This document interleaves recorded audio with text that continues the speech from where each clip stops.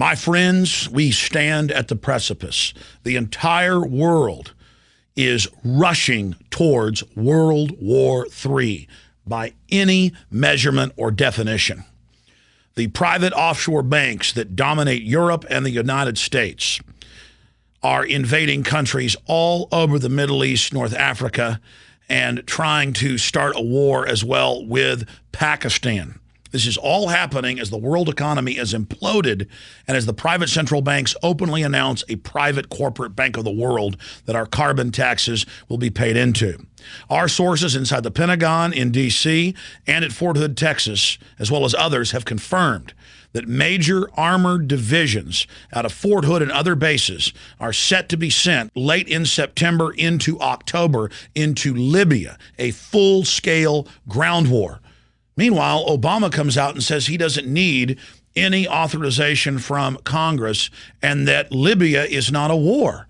Now he's threatening to go into Sudan. They've got warships off the coast of Syria, and our media and senators are openly calling for war. The Russians are threatening to respond. Now the CIA has expanded drone attacks in Yemen, and that government, a supposed ally, is toppled. The former darling of the establishment, Hosni Mubarak, the 31-year dictator of Egypt, was overthrown by a U.S., British/Europe-backed military coup, and citizens are being arrested en masse. No protest is allowed. This is amazing. Al-Qaeda-backed forces in the east of Libya are now being augmented by U.S. and British special forces. But it doesn't stop there. Pakistan, months ago, told the United States, stop your thousands of drone attacks. Our country doesn't care. It's going forward with a supposed ally, driving them into the hands of China and Russia. U.S. warships have entered the Black Sea. Russia is saying that this appears to be a provocation. China and Russia are warning that wider conflicts could erupt from this. The word we're getting from our military sources and officers is that they've been told that basically a giant war in North Africa, the Middle East, and Central Asia is about to be launched as a political smokescreen for the financial collapse that's happening in the West, because they know populations in Europe, England, and the United States and Canada will rally around the government as the Depression intensifies if they're in the middle of a war. Also, the establishment can use staged terror attacks or provocateur attacks or real attacks launched by Muammar Gaddafi as a last-ditch effort to hold on to power. That can then be used to take our liberties domestically here at home. We're seeing the rollout of the TSA on the streets of America. We're seeing open spy groups being formed through pastors and lawyers and community organizers to spy on their fellow Americans. All of the classical forms of tyranny are now unfolding, and a giant multi-region war that will undoubtedly suck in China and Russia is now being launched. That's why they gave President Barack Obama, right after he got into office, the Peace Prize. They knew that all these new wars were going to be launched, but that they would be called peace. This is Obama's global peace tour. First, he's sold as this anti-war liberal. The planet bows down before him after 8 years of warmongering and lies about WMDs by George W. Bush. And then Obama launches new conflicts across the globe, but dubs them as humanitarian and bringing peace, and tells the world giant mushroom clouds and huge buildings being blown into pieces is not war. It is humanitarian liberation. And the controlled corporate dinosaur media said, you don't understand. These new wars are not wars. These are kinetic actions, and these are to bring peace. We were told Al-Qaeda were the good guys in the east of Libya going after Muammar Gaddafi. We were told that bombing their cities and killing thousands was humanitarian. And now we're told that a new war, peace action needs to be launched against Syria, and U.S. warships are waiting off the coast. Obama says he's concerned about what's happening in Sudan, and there might need to be a military bombardment there. Yemen is being carpet bombed by hundreds of Predator drones. And the media says, look at our peacemaker. Look at our king. Look at him.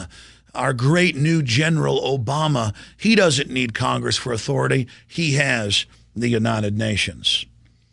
Ladies and gentlemen, last year at Bilderberg, and again just a few weeks ago at Bilderberg in St. Moritz in Switzerland, our sources who've been very accurate in the past have reported to us that this is part of a global destabilization program that is meant to lead to not just a multi-regional conflict, North Africa, Middle East, Central and South Asia, but to engulf China and Russia in destabilizing color revolutions.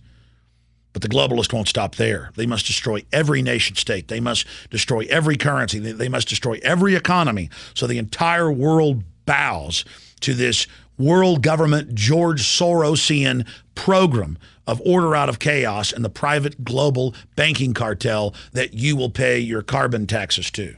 It is happening. Meanwhile, it has now been proven what we first reported last year, that the Bureau of Alcohol, Tobacco, Firearms, and Explosives for the last 2 years knowingly helped ship semi-automatic firearms by the thousands to Mexico in an attempt to then track the weapons back into the United States and connect them to violence in Mexico so the federal government could call for a total ban on all semi-automatic firearms, as they have now done. This is incredible. Another example of staged terror, another example of a frame-up, this time targeting the Second Amendment.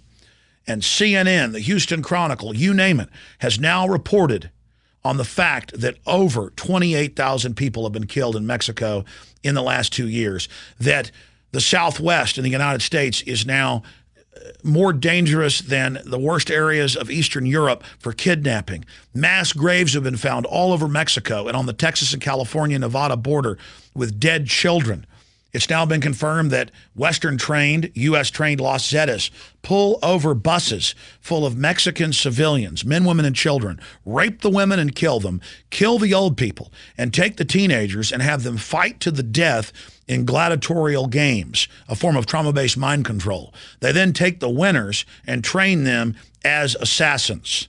So understand, more people are dying a year on the Texas-Mexico border than died each year in Vietnam. A true war is going on. A completely collapsed society, a failed state, expanding into the United States, and it's not even on the radar. The media barely reports it. They've got their own giant armored vehicles. It's a full-on war financed by the criminal megabanks that are on record laundering more than $376 billion in just the last few years, are waging a war of drug consolidation, knocking out their competition in Mexico as the Latin American drugs are fed through southern North America. World War III is here. The whole world is going into crises. The domestic police state is unfolding against the people of our republic. We must take back Washington. We must take back our states. We must identify the fact that offshore private corporations have now hijacked our government and are using it as an instrument of global destabilization to bring in their world government on the ashes of our once free society. All of you Democrats that loved rebuking Bush for war, I certainly rebuked it as a constitutionalist, but all of you that thought it was trendy to be anti-war, now is the time to understand that we are at a serious crossroads and that Bush was only laying the groundwork for the next puppet that would come, Obama. Obama, the man of peace, the man of desolation, death, and destruction.